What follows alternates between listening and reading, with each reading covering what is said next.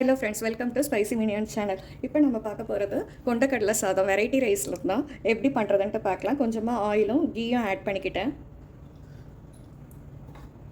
கொஞ்சம் சூடானதுக்கப்புறம் ஆனியன் நான் 2 சைஸ் பெரிய வெங்காயத்தை கட் பண்ணி போடுறேன். பிரியாணி ஸ்பைசஸும் நான் வந்து ஃபஸ்ட்டே ஆட் பண்ணிட்டேன். என்னென்ன போட்டிருக்கேன்னா பே லீவ்ஸ் 2, ஸ்டார் பூ, அன்னாசி பூ, கிராம்பு, பட்டை போட்டு விட்டுட்டு அதுக்கப்புறம் ஆனியன் போட்டு வதக்கியாச்சு. இது கொஞ்சம் பொன்னிறம் ஆகிற வரைக்கும் வதக்கி விடலாம்.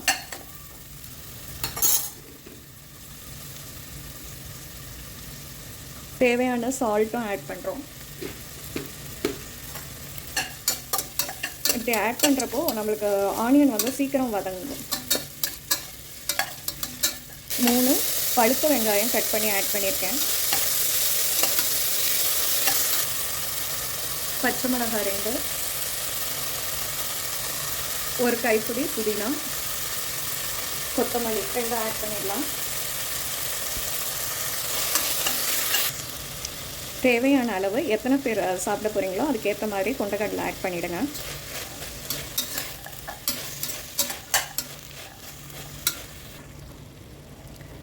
ஒன்றரை கிளாஸ் வந்துட்டு நான் பாஸ்மதி ரைஸை 20 நிமிஷம் சோக் பண்ணி வச்சுருந்தேன். அதையும் ஆட் பண்ணிக்கிட்டேன்.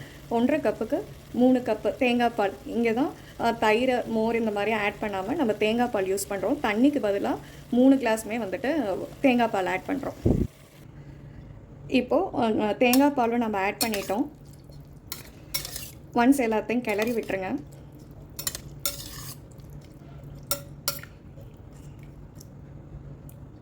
கிளறி விட்டுட்டு ஒரு 5 மினிட்ஸ் மீடியம் ஃப்ளேம்லேயே வச்சுட்டு சிம்மில் வச்சுட்டு வந்துட்டு க்ளோஸ் பண்ணிட்டு குக்கரை ப்ரெஷர் கொடுத்துடலாம்.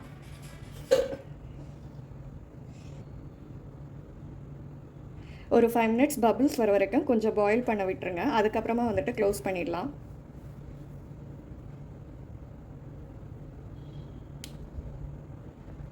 க்ளோஸ் பண்ணியாச்சு. மீடியம் ஃப்ளேம்லேயே வந்துட்டு ஒரு 3 விசில் வர வரைக்கும் வச்சுருங்க. விசில் வந்ததுக்கப்புறம் எடுத்துருக்கோம். ஜஸ்ட் இதை ஒரு ஒன்ஸ் கிளறி விட்டுருங்க.